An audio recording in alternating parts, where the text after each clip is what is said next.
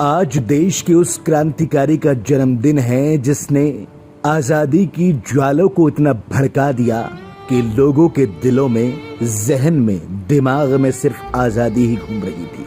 बात आज भगत सिंह की कर रहा हूं और भगत सिंह की बात को करना इसलिए भी जरूरी है कि आज हम जो आजादी के साथ इस देश में सांसें ले रहे हैं उसमें भगत सिंह का बड़ा योगदान है।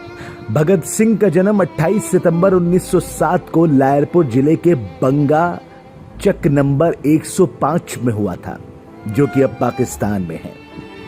23 मार्च 1931 को इन्हें लाहौर में फांसी दी गई। इस तरह देखा जाए तो भगत सिंह आज 115 साल के हुए और 91 साल पहले शहीद हो गए। अपने जीवन में भगत सिंह आजादी की लड़ाई में क्रांतिकारी धारा से जुड़े रहे। उनका जीवन सिर्फ 23 साल का रहा, लेकिन इतने समय में उन्होंने ऐसा क्या अलग कर दिया कि आज भी उन्हें देश के हर दल, धर्म और क्षेत्र के लोग अपना आदर्श मानते हैं।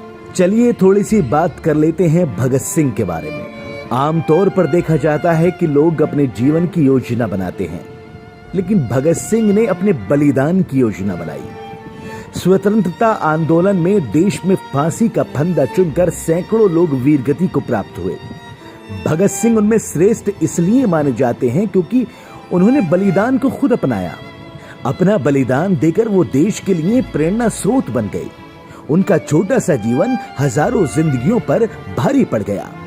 फांसी पर झूलने के बाद देश में उन्होंने हजारों बलिदानी जत्थों का निर्माण करने में योगदान दिया और शहीद आजम कहलाए।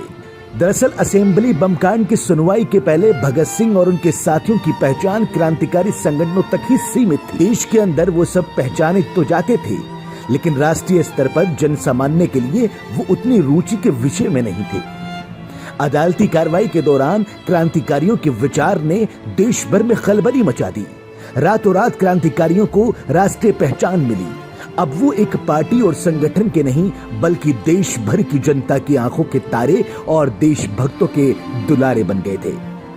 6 जून 1929 को जब क्रांतिकारियों की पैरवी करने वाले सुप्रसिद्ध वकील और कांग्रेस नेता आसफ अली ने खचाखच भरी अदालत में भगत सिंह का बयान पढ़ा, दूसरे दिन सारे अखबारों में हूबहू उनका बयान छपा, तो देश के क्रांतिकारियों को एक नए सिरे से समझने का सिलसिला शुरू हुआ। कल तक जो जनता के बीच बम और हथियारों के पुजारी के रूप में माने जाते थे, अब वो राजनीतिक, सामाजिक और आर्थिक स्वतंत्रता के युक्त समाज की स्थापना करने वाले परिपक्व राजनेता के रूप में सामने आए।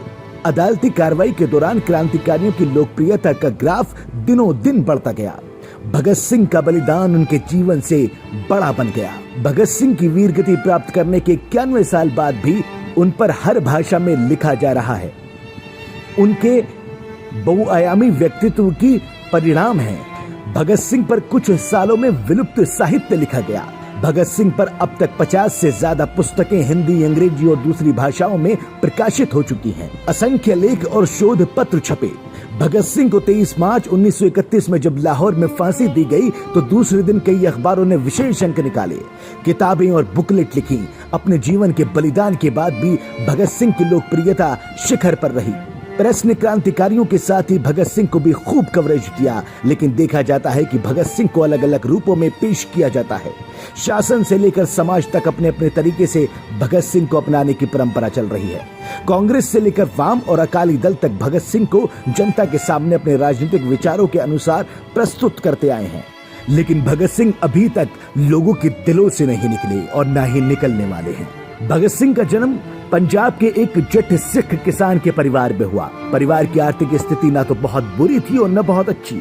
भगत सिंह के दादा स्वर्ण सिंह, पिता किशन सिंह और चाचा अजीत सिंह अंग्रेजों के खिलाफ लड़ने वाले थे। उनके चाचा अजीत सिंह गदर पार्टी के प्रसिद्ध क्रांतिकारी रहे। परिवार पर आर्य समाज का प्रभाव था।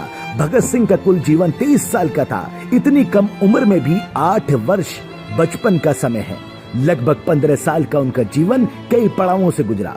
बब्बर अकाली आंदोलन, आर्य समाज, जयचंद्र विकलांकर, सचिंद्र नाथ सालानाश जैसे लोगों से वो जुड़े रहे। घर से फरार होकर वो कानपुर और कई जगह रहे। उस वक्त यूरोप में लोकप्रिय हो रहे समाजवाद को जानने समझने में 1926 के बाद उनकी रुचि बढ़ी। देश की स्वतंत्रता के लिए गांधी जी ने जहां सत्य और अहिंसा का मार्ग अपनाया, पर वहीं भगत सिंह और उनके साथियों ने सशस्त्र क्रांति के माध्यम से आजादी का मार्ग चुना। और शायद आज यही वजह है कि हम आजाद हैं। इसलिए भगत सिंह के इस बलिदान को कभी भुलाया नहीं जा सकता। भगत सिंह के आज जन्मदिन पर उनको शत शत नमन। ब्यूरो रिपोर्ट, बेबाकवास टीवी।